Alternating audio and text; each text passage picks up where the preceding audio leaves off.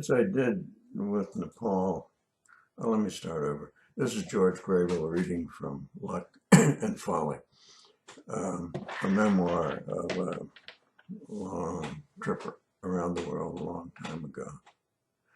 As I did with Nepal chapter, I won't dwell on the sightseeing.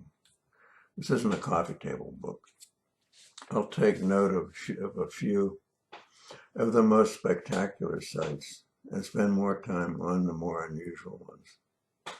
I also need to try to talk about how our relationship was evolving.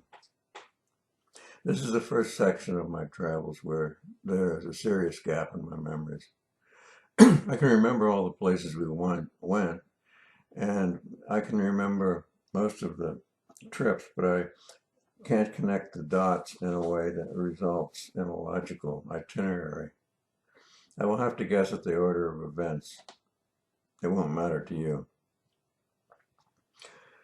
Our plan was to go north fast enough to outrun the monsoon. We had come up with an idea on yet another way to go up the coast. We took the Malabar Express to Mangalore and boarded a passenger boat that went up and down the coast. It took 2 days to get to Bombay. Luckily, the rains held off because we had booked deck class, as always. The boat hugged the coast, so we had good views of the old Portuguese forts. From Bombay, we took the train to Agra because we guessed there was probably a rule that you had to see the Taj Mahal. We hired a trishaw to take us there. As we descended a hill, we saw the famous tomb against the backdrop of a wide river. What can I say that hasn't been said? It takes your breath away. When we got closer, it was even more so. On the way back, the monsoon caught up with us. We felt sorry for the trishaw man as he struggled up the hill in the pouring rain. There really wasn't anything we could do to help him, except give him a big tip. When we got to the room, all three of us were soaked. After Agra, we stayed at some sort of Buddhist center outside of Delhi. From there, we walked to an ancient tower nearby. I think it was built by King Ashoka more than 2,000 years ago. It was interesting that there were ruins of other buildings surrounding the tower that hadn't been restored. They were being used by farmers as pens for livestock.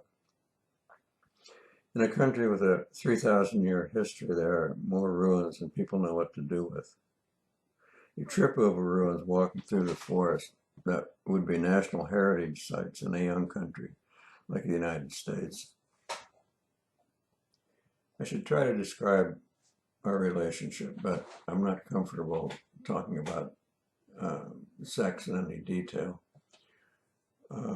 Since I last saw her, Linda had changed more than I had.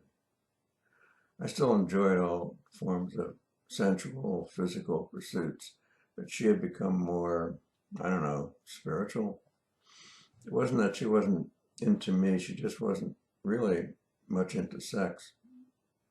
As the romance disappeared, our friendship deepened. We often found ourselves in situations that were frustrating, squalid, or dangerous, and yet we rarely argued.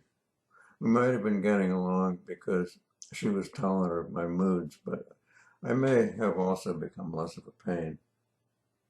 We still had sex on occasion, but we both understood that it was a gift from her to a good friend. It makes no sense logically, but the next destination I remember was in Southeast India. We went to the town of Tiruvannamalai, which is a pilgrimage site for Indians and Westerners alike. This was where the guru named Ramana Maharshi, or also called Bhagavan, started an ashram and where he lived until his death in 1950. He was a contemporary, and I think an acquaintance of Narayana Guru, who taught Nataraja Guru. Ramana Maharshi was also known as Bhagavan. Was even more famous than Narayana, and was even more famous than Narayana. His writings and teachings had spread to the United States, and Linda knew about him, which led us to showing up at the ashram that Bhagavan founded. I won't go into his teachings except to say that he taught that the best path to enlightenment was self-inquiry.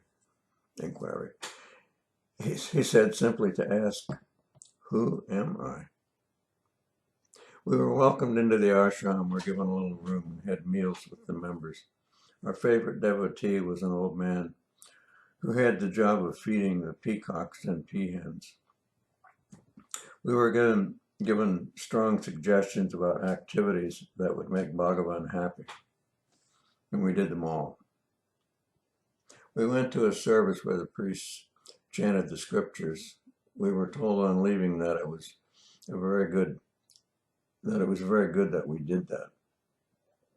We visited the room where Guru had taught his followers. On the couch on which she had reclined while teaching was a picture of him reclining. When we left, we turned to each other at once. Did you feel it? Yes. The ashram is at the foot of the holy mountain, Arunachala. It is a striking presence because it rises steeply to about 2,000 feet above the flat surrounding plain. I did 2 pilgrimage activities related to the mountain on my own. I climbed it and walked around it. On the way up the mountain, I came to a cave in which Ramana Maharshi had spent years in meditation. I walked in and was hit by the same feeling that we felt in the room where he taught. 20 years later, his presence was still there. One night I walked along the 7-mile path around the mountain. Bhagavan often walked around the mountain, followed by hundreds of his disciples. The difference was that he did the whole walk in a trance. When I got back to where I started, I explored the town a little.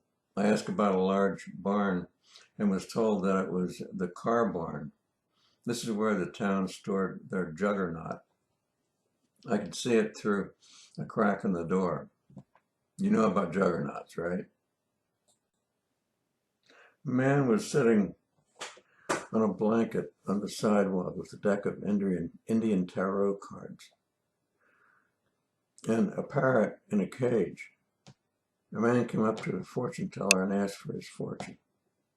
The seer opened the door of the parrot's cage, and the parrot walked to the tarot deck and started flipping through the cards. The bird suddenly stopped flipping cards, picked up the next card in its beak, handed it to the fortune teller, and went back inside its cage. The customer listened carefully as his fate was revealed to him. In a tea shop, I had a conversation with a retired businessman. After retirement, he had devoted himself to contemplation and would continue to do so. For his remaining years, he would live close to and worship at the ashram. He said many people spent their retirements this way. He said it was good that I had climbed the mountain and walked around it. When I got back to the room, Linda was out, and a large monkey was sitting on our bed, eating one of our bananas. It was about this time that I had an important epiphany. I had been bothered by a persistent itchy rash in my butt. I tried several remedies, but nothing worked, and it was getting worse. I was about to enter a tea shop one day when a man came out with his tea, set his teacup on an outdoor table. Before he sat down, he took the cane-bottomed chair and banged it upside down on the ground.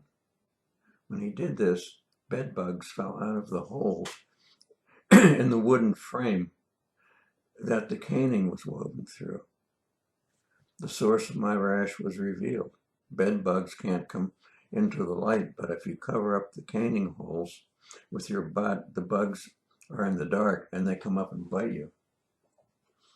There were many cane-bottomed chairs around. I think the English left them behind. In Madras, our bed had bed bugs. We had to sleep with the lights on. While there, we ate at the Ramakrishna lunch home. I want to describe a lunchtime meal at a typical working person's restaurant. Everyone sits at a separate small marble-top table.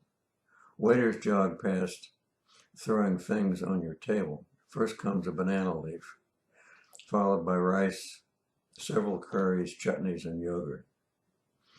As long as you sit there, the food keeps coming. Everyone eats very fast with their right hand. I've seen the table beside me change diners 3 times while I ate the same amount of food as each of them had. A meal in a really good place like this costs about 15 cents. And by now, Linda was completely hooked on Indian food. It was the only time since I had known her that she had a little extra weight on her body. Linda wanted to go to Pondicherry to see Auroville and the big ashram. We did a more extensive tour of the ashram than I had the previous year. We saw the school of Ayurveda, traditional Indian medicine, and the store where they sold Ayurvedic remedies. We saw the yoga school and watched demonstrations. We went to their extensive spiritual bookstore where I bought a philosophical dictionary. Linda had been telling me about the Indian philosopher Krishnamurti. He sounded interesting, so we attended a gathering of a local group of followers of his teaching. The other attendants were mostly elderly women, both Indian and European descent. We watched a movie of him speaking and listened to the discussion that followed. I liked Krishnamurti. I liked that Krishnamurti did not want followers and did not he was not concerned that after his death a cult would follow him around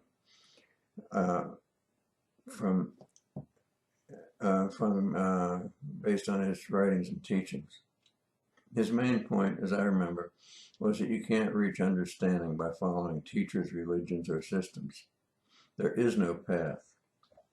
He died in 1986 in Ojai, California. And next, Linda wanted to go to Bihar and see Babaji, the teacher of Dadaji, the guru she had been studying with in California. Babaji's ashram looked well established and well endowed. We met and talked with some of his Western students. Babaji was going to speak the afternoon we arrived.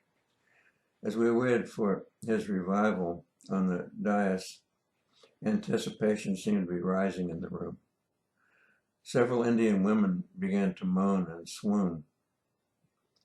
I forgot what he said, but we both thought the scene was a little creepy and left for Varanasi. We had to change money in Varanasi.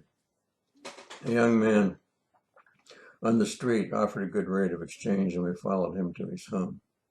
It turned out that his family were merchants who sold silk saris and scarves. The rate of 12 rupees to the dollar only applied if you bought a sari, and you could get 11 if you bought a scarf. We kept saying we didn't want to buy anything, but they didn't believe us. The problem was I had just had one of those banana bang lassis, and I was feeling it. They definitely flipped through a stack of saris in the most incredible colors and designs. I gasped and moaned at each new visual treat, so it took quite a while to convince them that we weren't buying. We settled for 10 rupees to the dollar. We returned to Delhi to prepare for the 7,000-mile trip to London. I was feeling ill off and on. Linda wasn't feeling too hot either. There were a lot of travelers like us in Delhi. We got a room in a hotel someone had suggested. It was okay, but the rooms were so hot at night that we slept on the roof. We met a Canadian couple of our age named Wayne and Janie Jolly. We hoped our good luck would rub off on them because they were the unluckiest people either of us had ever met. They had been in Nepal where they bought a lot of woolen goods they hoped to sell in Europe for a nice profit. They also tried to cross into India with a nice chunk of hashish and got caught. Wayne was arrested because the Indian state they had entered was one of only two where all forms of cannabis were illegal. He spent 6 weeks in a jail where the other inmates were all Naxalites. These were the far-left Marxists given to violence. Wayne said he made friends with them. Meanwhile, Janie stayed with the wives of the convicts in the Indian village. She said they all got along great, and she made some good friends. The Jollies were traveling in a VW van stuffed with the woolen goods.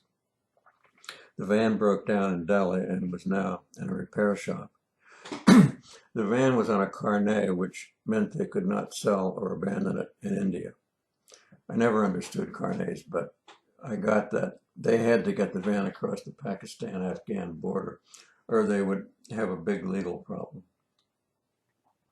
We agreed to travel back to Europe with Wayne and Janie and split the travel expense.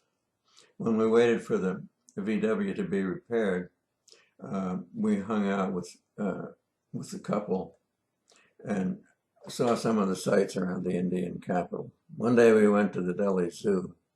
The highlight was watching the groundskeeper mow the lawn with a mower pulled behind a camel.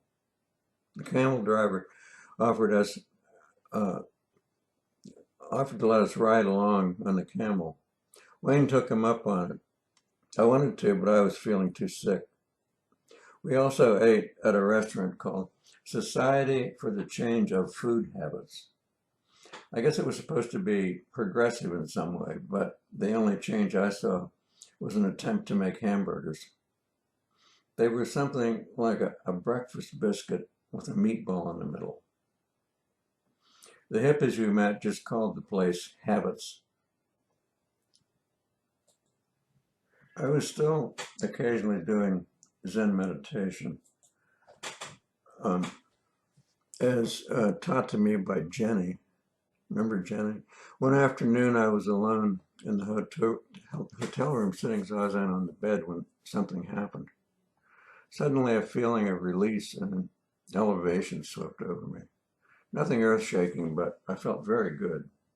I decided to walk around and see how things looked in this state. Across the street from the hotel was a brick wall. There was a hole in the wall, and I stepped through into a fantasy land of strange red and white brick structures. I asked one of the Indian tourists wandering around where I was. I learned that this was the Jantar Mantar. I'm not sure I'm pronouncing that right. The structures were astrological instruments built in 1724 to measure the movements of the sun, moon, and planets with the goal of improving the accuracy of predictions based on the movement of celestial objects.